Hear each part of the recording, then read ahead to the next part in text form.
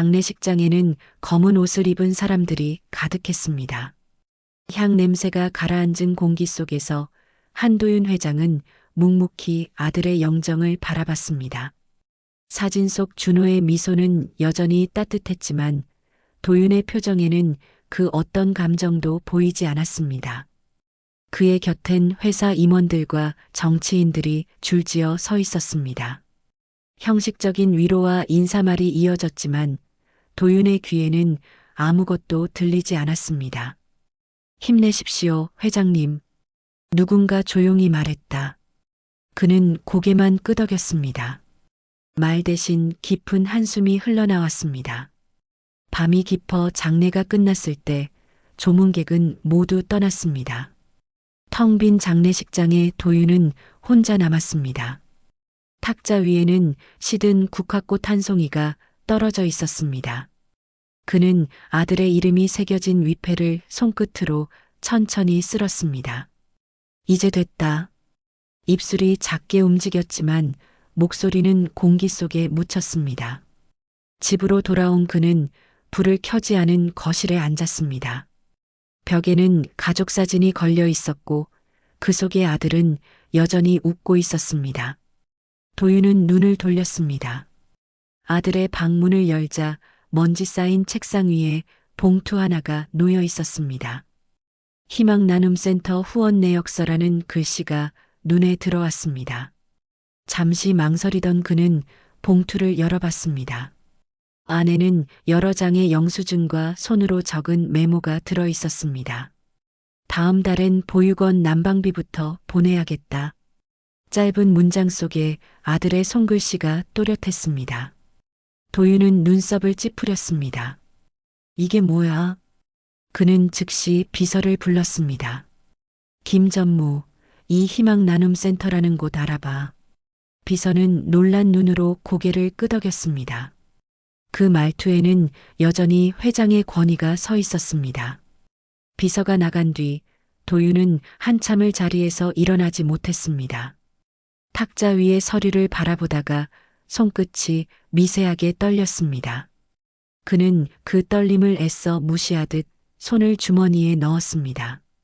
거실 한켠에는 아들의 기타가 놓여 있었습니다. 줄 하나가 끊어져 있었고 먼지가 덮여 있었습니다. 그는 천천히 다가가 손으로 기타를 쓸었습니다. 짧은 현의 진동이 공기를 스쳤습니다. 그는 눈을 감았습니다. 밤이 깊었습니다. 도윤은 창가에 서서 불 꺼진 도시를 바라봤습니다. 수십 년간 쌓아온 성공이 머릿속을 스쳐 지나갔습니다. 건물, 주식, 명예, 그리고 빈자리. 모든 것이 그대로인데 단 한 사람만 없었습니다. 그는 처음으로 무언가를 잃었다는 감각을 느꼈습니다. 그리고 그 감각이 낯설게 아팠습니다. 다음 날 아침 한도윤 회장은 검은 정장을 다시 입었습니다. 비서가 준비한 차량이 조용히 출발했습니다. 도윤은 창밖으로 스쳐 지나가는 회색빛 도시를 바라봤습니다. 그의 시선은 멈춰 있었고 표정은 굳어 있었습니다. 차량이 도착한 곳은 서울 외곽의 낡은 건물이었습니다. 희망나눔센터라는 작은 간판이 벽에 붙어 있었습니다. 붉은 벽돌 사이엔 오래된 담쟁이가 얽혀 있었습니다. 아이들의 웃음소리가 안쪽에서 새어나왔습니다. 그 낯선 소리에 도윤의 손끝이 잠시 멈췄습니다. 비서는 문을 열며 그를 안내했습니다. 안으로 들어서자 따뜻한 공기가 맞이했습니다. 작은 교실에는 형형색색의 그림들이 붙어 있었습니다. 아이들은 색연필을 쥐고 무언가를 그리고 있었습니다. 그들 중 한 소년이 도윤을 올려다보며 속삭였습니다. 저분, 준호 삼촌 아버지예요? 순간 주변의 공기가 잠시 멈춘 듯 고요해졌습니다. 그때 한 여성이 다가왔습니다. 단정한 셔츠에 검은 조끼를 입은 그녀는 정미라였습니다. 회장님 오셨군요. 그녀의 눈빛은 놀라움보다 담담함에 가까웠습니다. 미라는 도윤을 사무실로 안내했습니다. 책상 위에는 사진 몇 장이 정리되어 있었습니다. 준호가 아이들과 함께 웃고 있는 모습, 노인의 손을 잡고 있는 모습이 담겨 있었습니다. 도윤은 사진을 한 장씩 넘겨보았습니다. 그의 손끝이 미세하게 흔들렸습니다. 이건 준호가 직접 찍은 사진이에요. 미라의 목소리는 조용했지만 단호했습니다. 그는 아무 대답도 하지 않았습니다. 눈앞의 아들은 자신이 알던 그 냉철한 기업인의 아들이 아니었습니다. 어쩌면 자신이 전혀 몰랐던 또 다른 사람 같았습니다. 잠시 뒤 센터의 한 구석에서 아이들의 노래소리가 들렸습니다. 도윤은 고개를 돌려 그들을 바라봤습니다.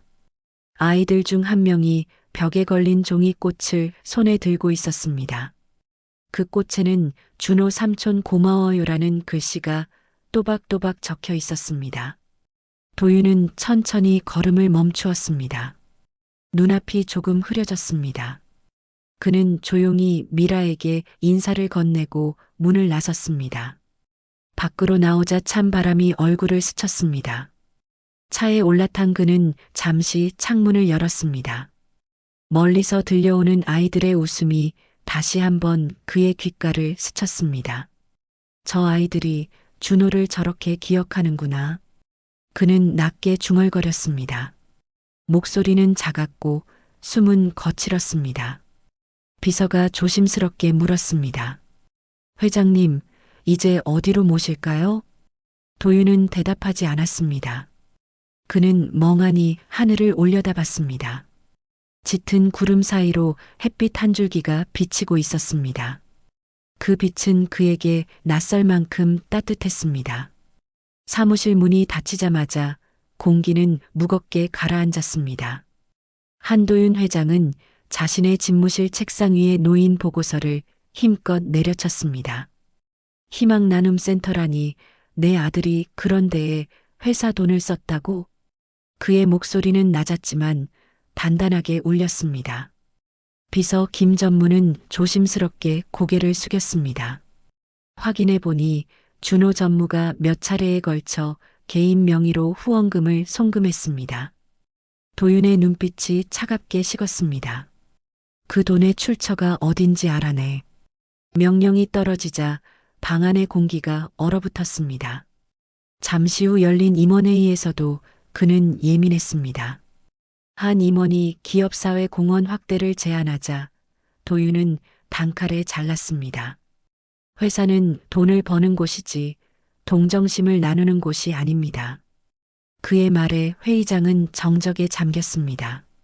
서류 넘기는 소리조차 들리지 않았습니다. 도윤은 의자에 기대 앉아 냉정하게 주변을 둘러봤습니다. 그의 얼굴엔 피로와 짜증이 섞여 있었습니다. 그는 여전히 자신이 옳다고 믿고 있었습니다. 그 믿음만이 자신을 지탱하는 마지막 벽 같았습니다. 그날 밤 그는 퇴근하지 못한 채 사무실에 홀로 남았습니다. 책상 위에는 준호의 사진 한 장이 놓여 있었습니다. 그는 한참을 바라보다 손으로 사진을 엎었습니다. 내 아들은 그런 바보가 아니었을 텐데. 그 말은 분노인지 슬픔인지 알 수 없었습니다. 잠시 후 컴퓨터 모니터에 도착한 이메일 알림이 떴습니다. 보낸 사람은 정미라. 제목은 준호가 남긴 기록입니다. 그는 한참을 망설이다 마우스를 움직였습니다. 메일 안에는 준호가 직접 쓴 봉사일지와 사진들이 첨부되어 있었습니다. 내용엔 아이들이 겨울을 따뜻하게 나면 좋겠다는 짧은 문장이 반복되어 있었습니다. 도윤은 스크롤을 내리다 손을 멈췄습니다. 사진 속 준호는 낡은 난방기를 옮기며 웃고 있었습니다. 그 웃음은 진심이었다. 그는 모니터를 덮었습니다. 숨이 막혔습니다. 책상 위 재떨이에 담배를 비벼 끄던 손이 잠시 멈췄습니다. 그는 자신도 모르게 중얼거렸습니다. 저 아이가 내 아들이 맞나? 창밖의 불빛들이 흔들렸습니다. 도윤은 의자에서 몸을 일으켰습니다. 걸음은 느렸고 어깨는 무겁게 처졌습니다. 문을 나서며 그는 잠시 뒤를 돌아봤습니다. 뒤집힌 사진 틀 속에서 준호의 미소가 엿보였습니다. 그는 잠시 시선을 떼지 못했습니다. 이유를 알 수 없는 불편함이 가슴 안쪽에서 자라났습니다. 하지만 그 감정을 인정하기엔 아직 너무 일러서 그는 다시 냉정한 얼굴로 불을 껐습니다. 사무실은 완전히 어두워졌습니다. 며칠이 지나도 한도윤 회장은 일에 집중하지 못했습니다. 회의 중에도 시선은 늘 멍했고 보고서는 손끝만 스쳤습니다.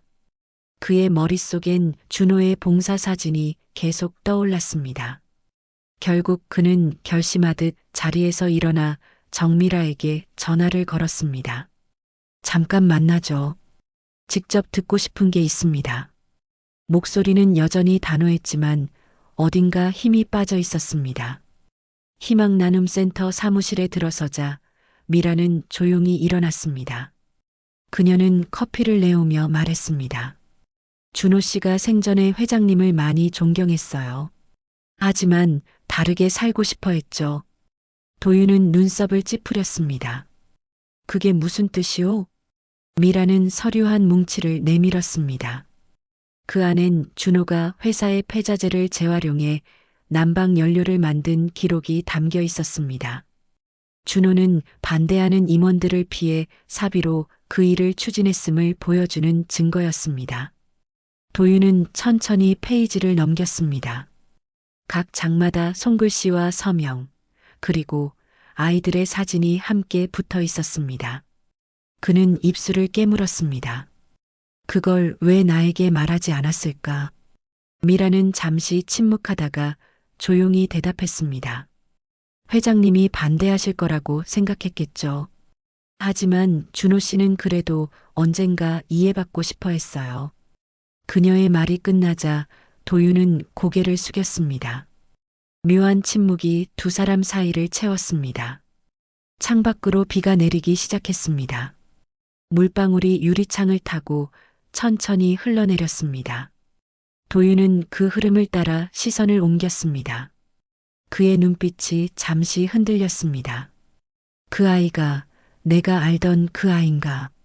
그는 낮게 중얼거렸습니다. 손가락이 탁자 위를 천천히 두드렸습니다. 그 리듬은 불안하고 후회에 젖어 있었습니다.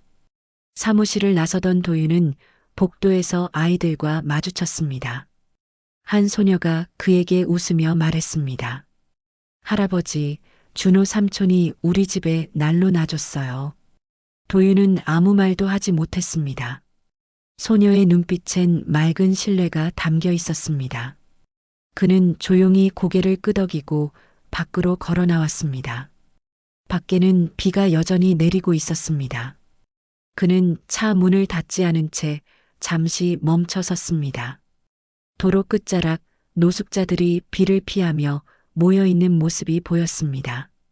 그들 중 한 노인이 젖은 담요를 아이에게 덮어주는 걸 보자 도윤은 문득 가슴이 먹먹해졌습니다. 그 순간 준호의 목소리가 귓가에서 희미하게 들리는 듯 했습니다. 아버지, 세상엔 돈보다 따뜻한 게 있어요. 그는 두 손으로 얼굴을 감쌌습니다. 그리고 아주 오래된 기억처럼 눈물이 천천히 흘렀습니다. 늦은 밤 한도윤 회장은 서재 불을 켜지 않은 채 책상 앞에 앉아 있었습니다. 창문 너머로는 비에 젖은 거리의 불빛이 깜빡거렸습니다. 손끝에 닿은 낡은 상자 하나가 그의 시선을 멈추게 했습니다. 아들이 쓰던 물건들이 정리되지 않은 채 남아 있었습니다. 그중 작은 USB가 끼워져 있는 봉투가 눈에 띄었습니다. 봉투에는 짧게 적혀 있었습니다. 아버지께 보여드리고 싶었어요. 도윤은 잠시 멈칫하다가 USB를 컴퓨터에 꽂았습니다. 화면이 켜지자 영상 하나가 재생되었습니다. 낡은 카메라로 찍힌 흔들린 장면 속에 준호가 있었습니다. 그는 아이들과 눈높이를 맞추며 웃고 있었고 손에는 낡은 연탄이 들려 있었습니다. 아이들이 환하게 웃으며 삼촌 하고 달려들자 준호는 품 안에 그들을 안았습니다. 그 미소는 순수하고 따뜻했습니다. 잠시 뒤 준호가 카메라를 향해 조용히 말했습니다. 아버지, 돈으로는 살 수 없는 것들이 있잖아요. 그걸 아버지도 언젠가 알게 되시길 바라요. 화면은 어둡게 전환되며 아이들이 불 밝힌 방 안에서 손을 흔드는 장면으로 끝났습니다. 영상이 멈춘 뒤에도 도윤은 한참을 움직이지 못했습니다. 모니터의 불빛이 그의 얼굴을 희미하게 비쳤습니다. 그는 깊게 숨을 들이쉬었지만 가슴은 더 무거워졌습니다. 이게 내가 하고 싶던 일이었구나. 목소리가 떨렸습니다. 그는 의자에서 몸을 일으켜 창문을 열었습니다. 차가운 공기가 밀려 들어왔지만 머릿속은 더욱 복잡했습니다. 다음 날 아침 도윤은 출근하자마자 서류를 정리하기 시작했습니다. 비서와 임원들은 그의 갑작스러운 행동에 놀랐습니다. 사회공헌 예산 다시 검토합시다. 그의 말에 회의실이 술렁였습니다. 그는 단호했습니다. 내 아들이 하던 일을 내가 이어가야겠소. 그 한마디에 방 안의 공기가 달라졌습니다. 퇴근 후 그는 다시 희망 나눔 센터를 찾았습니다. 아이들은 그를 보자 반가운 듯 달려왔습니다. 정미라는 잠시 놀란 표정으로 인사를 건넸습니다. 다시 오셨네요. 그는 잠시 그녀를 바라보다 말했습니다. 준호가 남긴 일을 내가 마무리해야 할 것 같소. 짧은 대화였지만 그 말에는 결심이 담겨 있었습니다. 밤이 되자 도윤은 서류 더미 앞에서 펜을 들었습니다. 준호재단 설립 검토안이라는 제목이 적힌 종이에 서명을 남겼습니다. 그리고 한참을 바라보다가 조용히 속삭였습니다. 이제야 조금은 내가 보이기 시작한다. 그의 손끝이 미세하게 떨렸습니다. 밖에서는 봄비가 부드럽게 내리고 있었습니다. 도윤은 눈을 감았습니다. 그의 마음속에서 무언가가 천천히 풀어지고 있었습니다. 이사회실에는 긴장된 공기가 감돌았습니다. 한도윤 회장이 사회공헌 예산을 2배로 늘리겠다고 발표하자 임원들의 표정이 일제히 굳었습니다. 재무담당 박 전무가 먼저 입을 열었습니다. 회장님, 그건 무리입니다. 투자 축소로 주가가 하락할 겁니다. 도윤은 그의 말을 끊었습니다. 괜찮소? 내 돈으로 메우겠소. 순간 회의장은 조용해졌습니다.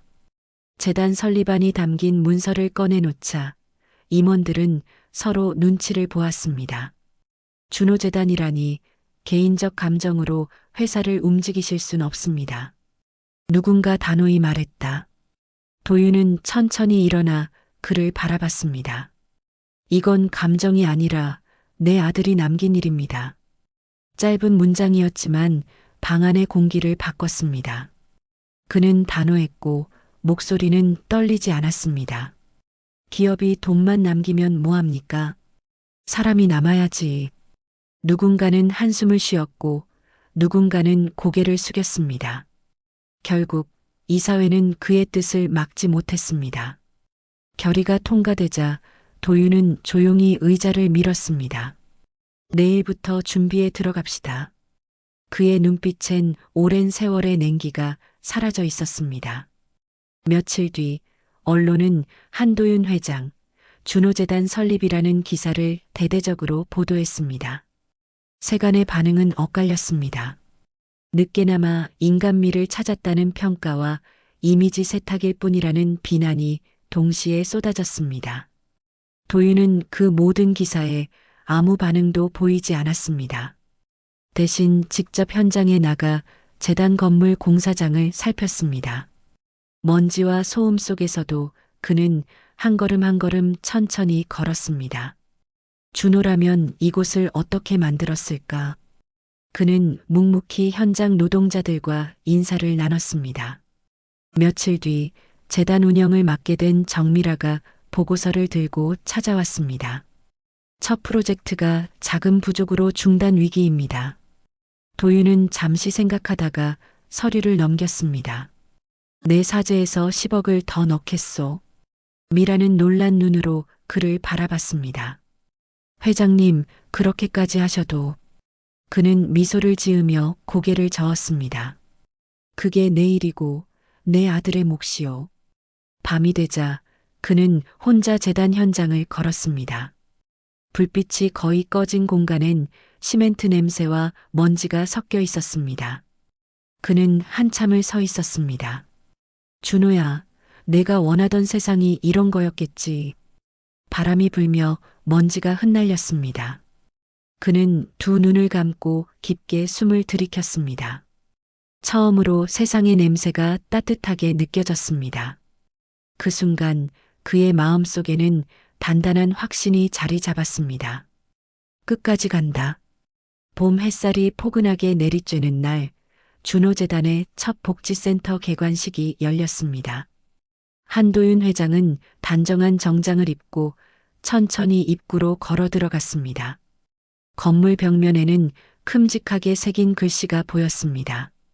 준호재단 제1복지센터. 그 아래엔 작은 현판 하나가 붙어 있었습니다. 이곳은 한준호의 사랑을 이어받아 세워졌습니다. 그 문장을 읽는 순간 도윤의 발걸음이 멈췄습니다. 그는 천천히 숨을 고르고 안으로 들어갔습니다. 실내는 따뜻한 색감의 조명으로 가득했습니다. 아이들이 준비한 종이꽃과 손글씨 카드가 벽에 붙어 있었습니다. 한쪽에서는 합창 준비를 하는 아이들의 목소리가 들렸습니다. 행사가 시작되자 사회자가 무대 위로 도윤을 초대했습니다.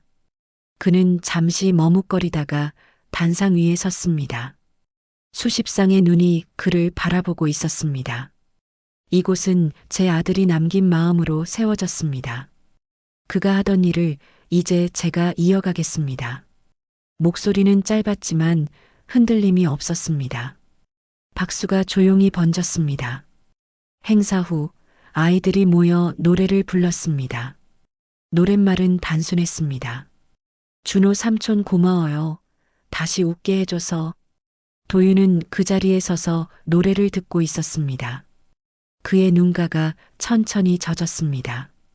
곁에 있던 정미라가 조용히 손수건을 건넸습니다. 준호 씨가 이 장면을 꼭 보길 원했을 거예요. 그는 손수건을 받으며 낮게 대답했습니다. 그 아이가 나보다 훨씬 큰 사람이었군요.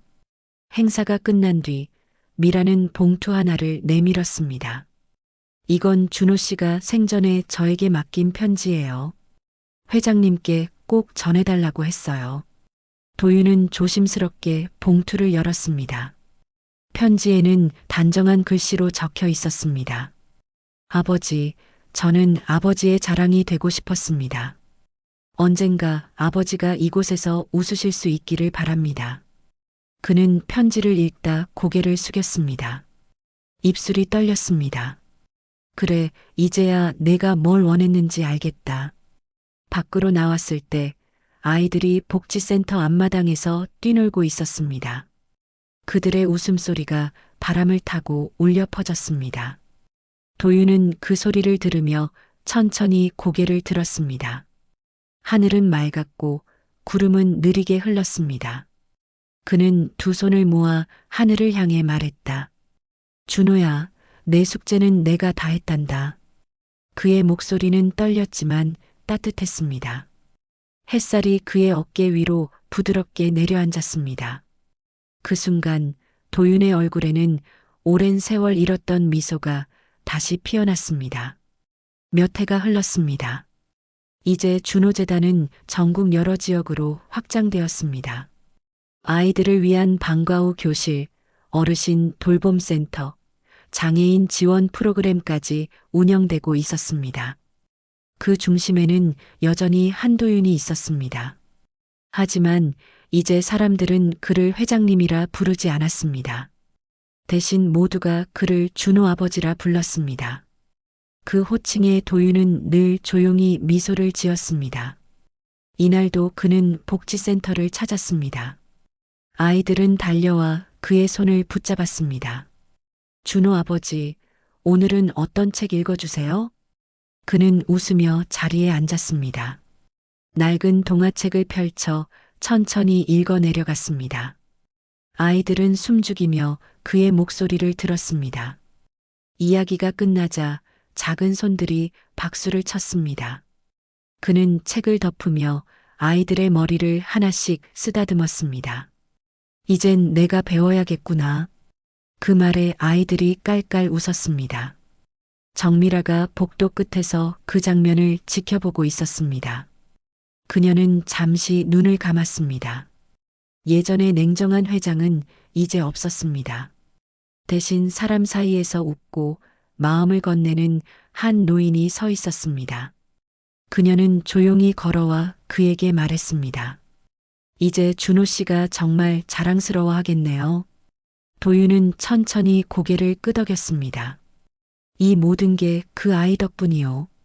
그의 목소리에는 감사가 묻어 있었습니다. 해가 지기 전 그는 옥상으로 올라갔습니다. 도시의 불빛이 하나둘 켜지고 바람이 부드럽게 불었습니다. 그는 난간에 손을 얹고 하늘을 올려다봤습니다. 붉은 석양 사이로 구름이 천천히 흘렀습니다. 그는 낮게 속삭였습니다. 준호야, 이제야 내가 보여주는 세상이 조금은 이해가 된다. 눈을 감자 따뜻한 바람이 얼굴을 스쳤습니다. 멀리서 아이들의 웃음소리가 들려왔습니다. 그는 그 소리를 따라 미소 지었습니다. 한도윤의 세상은 이제 더 이상 숫자와 계약으로만 채워지지 않았습니다. 그의 삶은 나눔과 기억, 그리고 사랑으로 다시 쓰여지고 있었습니다. 그는 천천히 걸음을 돌렸습니다. 복지센터의 불빛이 저 멀리서 은은히 빛났습니다. 그는 마음속으로 마지막 한마디를 되뇌었습니다. 이제야 진짜 부자가 되었구나. 그의 걸음은 가벼웠고 저녁 하늘은 잔잔했습니다.